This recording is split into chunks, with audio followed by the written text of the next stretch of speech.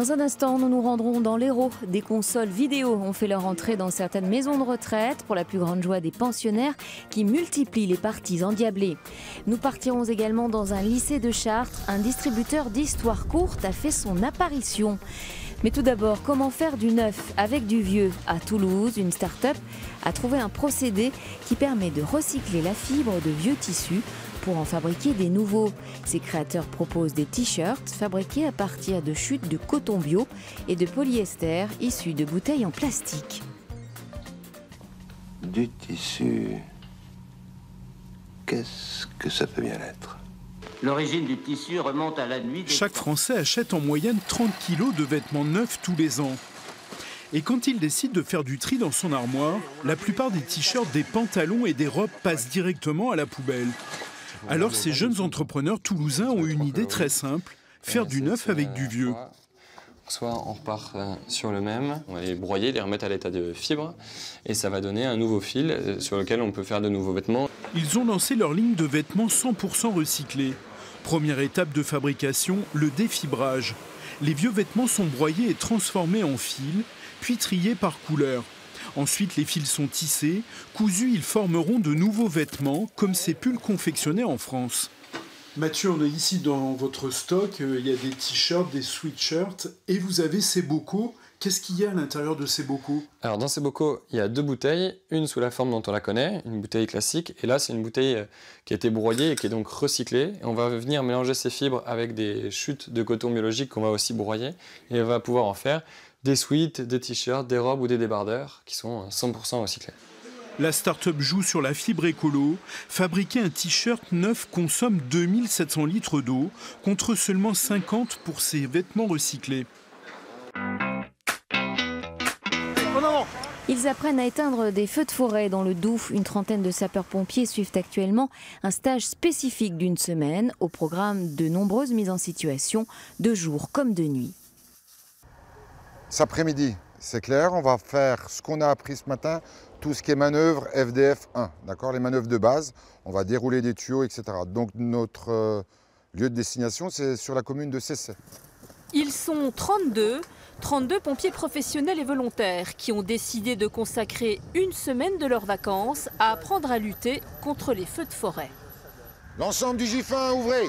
Jusqu'à vendredi, ces hommes vont vivre une semaine de formation à la dure, en conditions réelles. Les gens viennent sur ce stage pendant une semaine, ils couchent sur le terrain, ils dorment dans les casernes, dans des conditions parfois très dures. Et il n'y a pas d'emploi du temps, ils vont manœuvrer aussi bien le jour que la nuit, et être réveillés alors qu'ils s'y attendent pas du tout. Allez, en avant! Premier exercice pratique de la journée, intervenir sur 2 départs de feu simultanés dans des buissons. Ici, ce sont des fumigènes qui font office d'incendie. 2 équipes vont aller les combattre. C'est une découverte, le feu de forêt, la façon d'attaquer les feux de forêt, et c'est très intéressant, c'est une remise en cause, c'est bien. Cet été, 80 sapeurs-pompiers du Doubs sont partis prêter main forte à leurs collègues du sud de la France. Ils sont actuellement 150 dans le département à être formés à ce type d'intervention. Des nouvelles, de la poésie à lire entre 2 cours. En Eure-et-Loire, un distributeur automatique d'histoires courtes a fait son apparition dans les couloirs d'un lycée de Chartres. Une borne connectée destinée aux lycéens peu attirés par la lecture. Plus de 100 distributeurs ont déjà été adoptés en France. Vous appuyez sur un bouton et vous voilà avec une histoire imprimée au format d'un ticket de caisse. On n'irait pas de nous-mêmes, je pense, dans une librairie, acheter un gros bouquin qui coûte cher aussi, qui peut coûter jusqu'à 15 €. Alors que là, on a juste à appuyer sur un bouton et trouver de nouveaux auteurs, de nouvelles nouvelles, de poésie. Ça passe le temps. La machine distribue des nouvelles de façon aléatoire. Thomas apprécie ses surprises. On se dit sur quoi on va tomber, c'est quelle nouvelle qu'on va avoir, est-ce qu'elle va être intéressante, quelle chute elle va avoir. Et puis au final, souvent on est satisfait de ces histoires en fin de compte, parce qu'elles sont toutes bien. Avec ces lectures de 1, 3 ou 5 minutes, l'équipe enseignante s'adresse avant tout aux non-lecteurs. Il ne faut pas que ce soit trop long pour un non-lecteur. Un non-lecteur, moi ce que je veux, c'est l'appâter vers les livres.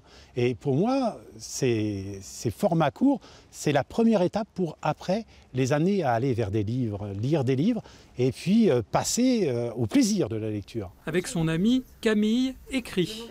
C'est pour le plaisir, ça fait du bien d'écrire que des fois pour nos émotions, tout ça. Ces lycéennes vont bientôt pouvoir proposer leur texte à Short Edition, qui est aussi éditrice. La formule fait un tabac à l'export. D'ici 5 ans, la société ambitionne d'installer 4000 automates à l'étranger.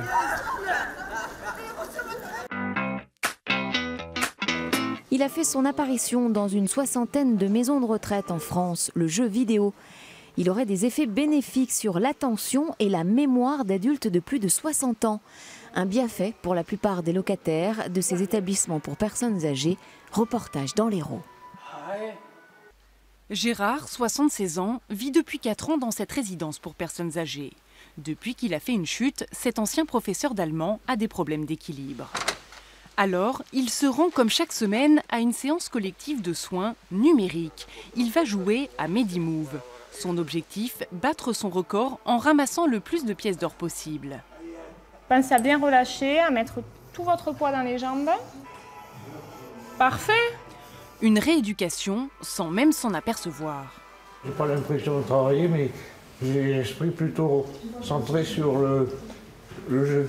C'est-à-dire essayer de m'améliorer, quoi. Ce jeu est installé depuis 1 an et demi dans cet établissement et les résidents sont vite devenus accros. Le jeu avec les fleurs, il faut bouger. Ça sert pour l'équilibre, pour la vie quand on est âgé. On vient travailler toutes les parties du corps, mais aussi tout l'aspect psychique, cognitif, parce que ça va demander de la concentration, de l'attention, des réflexes. Voilà, donc tout ce qui se perd un petit peu en prenant de l'âge aussi. Aujourd'hui, l'un des créateurs de ce jeu vidéo conçu à Montpellier vient faire un premier bilan avec le directeur de l'établissement. Si j'allève cette activité à nos résidents, je pense qu'ils vont venir me voir. Ce nouvel outil de rééducation sur mesure a été élaboré en étroite relation avec des médecins. Pour chaque jeu que nous développons, en fonction de la pathologie qu'on va adresser, on va aller voir le spécialiste du domaine pour savoir quels sont les besoins. Et une fois qu'on connaît ces besoins, on va pouvoir développer les jeux et aller les tester. C'est ce qu'on appelle chez nous des méthodes centrées sur l'utilisateur. Et c'est ça qui fait que nos jeux répondent réellement à un besoin et fonctionnent une fois qu'ils sont dans les établissements de santé. Mis sur le marché il y a 2 ans, ce jeu innovant a déjà été adopté par 60 établissements en France, dont la moitié en Occitanie.